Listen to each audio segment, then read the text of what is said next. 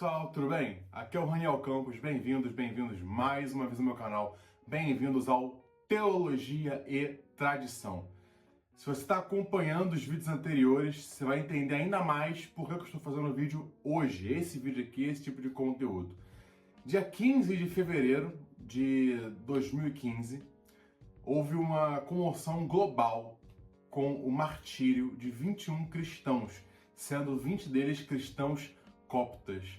Eu tive o prazer de, em 2016, passar por uma experiência num curso de missões, inclusive onde eu pude viver também um prático num curso chamado Mais, Missão e Apoio à Igreja Sofredora. Então eu tive uma experiência teórica de 3 meses, entendendo sobre missões, e depois um mês fazendo um prático aqui na América Latina, no Paraguai, o que foi uma experiência para mim extraordinária. Consequentemente, tudo que envolvia missões, principalmente perseguição, era muito valorizado, né, nesses lugares, até porque a ênfase desses ministérios são as evangelizações, são o movimento missionário e, consequentemente, as perseguições sofridas principalmente no Oriente Médio e alguns lugares específicos da Ásia. Maravilha. Quando ocorreu esse martírio, né, desses 20 cristãos coptas, isso gerou a atenção de toda a agência missionária do Brasil, talvez até do mundo. Então é muito fácil você pesquisar várias páginas, vários grupos que vão lembrar isso. Mas algo é esquecido. E aqui no Ocidente, quando se esquece isso, nós não percebemos que existe uma grande situação, uma grande contradição, talvez contradição não seja a palavra, mas um grande paradoxo entre essas duas situações. E eu vou explicar aqui para você agora. Quando você ouve o nome cristão, a gente já tem uma tendência a conceber o cristianismo aos nossos moldes, ao nosso modelo de fé. Então, por exemplo, quando eu falo assim, os cristãos na África, o que você tende a pensar? Você tende a imaginar cristãos com um comportamento muito parecido com o seu, com crenças muito parecidas com as suas, e você entende que, entendi, esses cristãos estão sofrendo perseguição. Pronto. Mas na realidade, e isso vai ser evidenciado de maneira mais clara no martírio dos coptas, o cristianismo é muito mais amplo que a sua denominação. E você tem opções diante disso. Você tem a primeira opção de reconhecer isso e enxergar nessas pessoas uma fé genuína e crenças genuínas, ou você tem a opção de desprezá-las. Por que eu falo isso? Os cristãos coptas, os cristãos ortodoxos coptas, eles têm muitas crenças parecidas com a Igreja Católica Romana.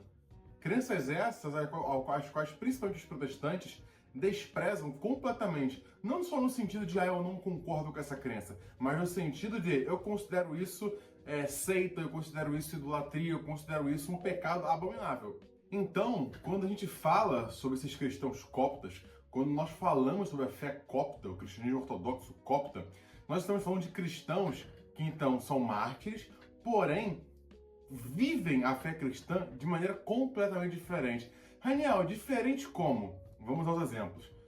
O cristianismo copta, por exemplo, ele tem nas suas igrejas os ícones, que são tão ignorados, tão desprezados pela igreja ocidental, pelo protestantismo no geral. Então, não vai ser incomum você entrar numa igreja ortodoxa e você ver vários santos. Uma igreja repleta de anjos pintados na iconografia, santos, a Virgem Maria e vários outros. E não só os ícones ali, só que esses ícones eles também são venerados. Então esses cristãos coptas que foram martirizados e que nós tanto exaltamos, eles beijam esses ícones, eles oram por aqueles que faleceram, eles pedem intercessão aos santos, eles pedem intercessão à Mãe de Deus, à Virgem Maria.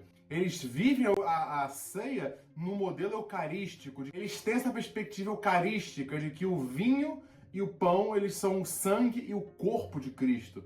Então, esses são só alguns dos exemplos que você pode encontrar no cristianismo copta e que, se você ouve isso te assusta completamente.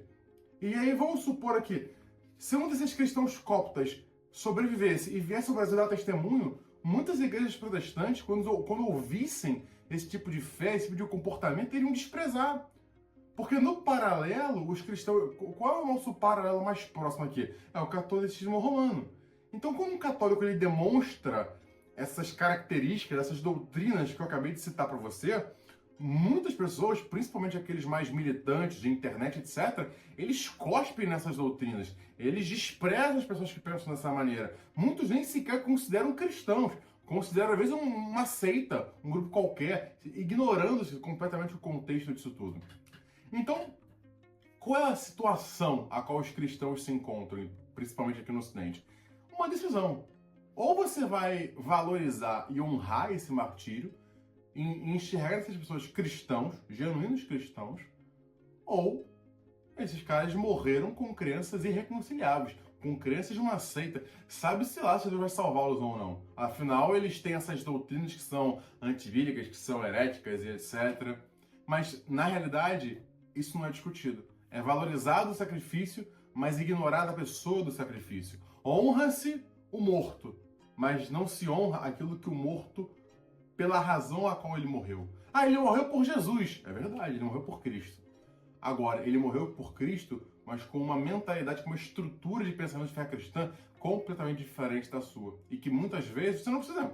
Não estou falando que você precisa crer igual a ele. Mas se você quer de fato honrá-lo e valorizá-lo como um exemplo de cristão, então você tem que lembrar no que ele acreditava. Se um cristão copta, ele vai ser honrado na sua morte, você o honraria em vida? Você permitiria que o seu filho fosse educado por um cristão copta? Talvez não. Talvez você considerasse as práticas dele heréticas.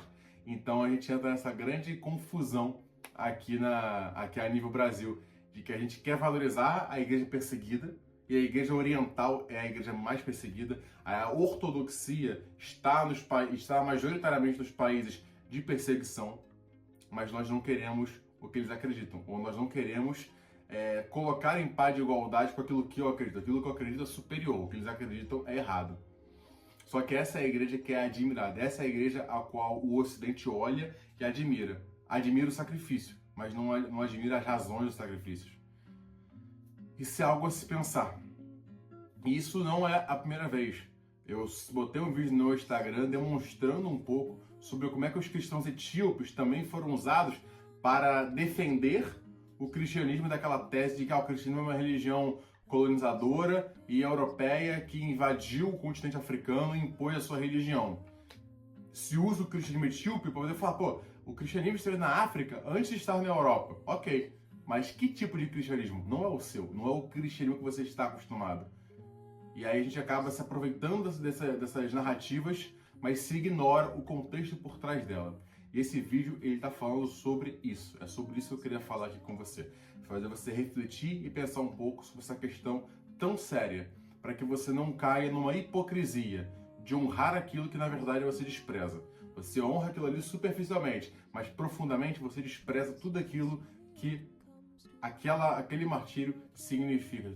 As pessoas que choram por aquelas pessoas, você sequer consideraria uma cristã se ela estivesse ao seu lado. Porque na prática nós já fazemos isso quando um cristão protestante despreza um romano, por exemplo. Certo? Gente, vídeo curto, vídeo rápido. Só queria falar sobre isso porque é dia 15 agora, né? Hoje é dia 22, então recentemente completou 10 anos e eu acho que é uma maneira de eu honrar aqui a memória desses homens que pagaram, foram, como dirá os cristãos primitivos, tiveram o batismo de sangue. O batismo de sangue, o máximo o qual o cristão pode entregar-se, a sua própria vida. Nós não podemos esquecer quem fez isso, no que esses homens acreditavam, o que estava por trás. É isso. Se você gostou, deixa um comentário, fala aqui embaixo, me dá seu feedback, deixa eu ouvir você, deixa eu entender um pouco mais. Que se gerem aí uma consideração na sua cabeça, segue, curte, comenta. Eu tô no Instagram como Rani Campos, eu tô no Instagram como Teologia e Tradição, eu tô no TikTok também, sempre postando conteúdo sobre isso de maneira um pouco mais pocket. Me acompanhe para que você possa entrar nesse mundo o qual nós desconhecemos muitas vezes, mas sem saber, tanto valorizamos. Certo? Então, espero que tenham gostado. Fiquem com Deus. Tamo junto.